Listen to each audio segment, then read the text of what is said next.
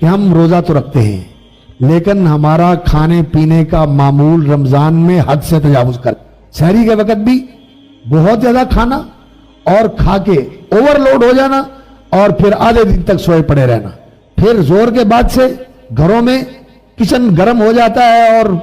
کھانے پینے کے لوازمات میں اتنا تکلف اور اتنی وسعت اور اتنی کثرت ہوتی ہے کہ افطاری تک جو ہے وہ خواتین اور ساتھ میں معاونین جو گھر میں کام کاج کرنے والے ہوتے ہیں وہ سب جتے ہوئے ہیں کہ جی افطاری تیار ہو رہی ہے، اور جب کھانے بیٹھتے ہیں تو پھر بھی بہت زیادہ کھاتے ہیں اور پھر اتنے بوجھل ہو جاتے ہیں، فرض نماز کے لیے بھی کھڑے ہونا مشکل ہو جاتا ہے اور قیام کے لیے تو پھر ٹائم ہی نہیں ملتا۔ یہ معمول صحیح نہیں ہے۔ آپ کھانے پینے کا معمول جو ہے وہ یہ شعبان کے روزے رکھ کے اس کو ذرا کنٹرول کر لیں اور اس بات کے اوپر آئیں جو رسول اکرم صلی اللہ علیہ وسلم نے بتائی ہے۔ وہ کیا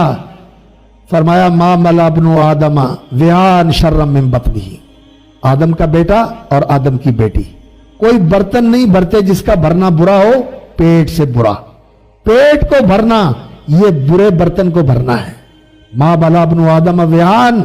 آدم کا بیٹا کوئی برتن نہیں بھرتا جو اس کے پیٹ سے برا ہو، اس کو بھرنا جو ہے نا یہ اچھا نہیں ہے، اس لیے پیٹ کو خالی رکھنا چاہیے۔ کیسے؟ فرمایا بحسب ابن آدم لقیمات یقمن صلبہ، آدم کے بیٹے اور آدم کی بیٹی کے لیے چند لقمے کافی ہیں جو اس کی کمر سیدھی رکھے، انسان کی زندگی کا سلسلہ چلتا رہے۔ اور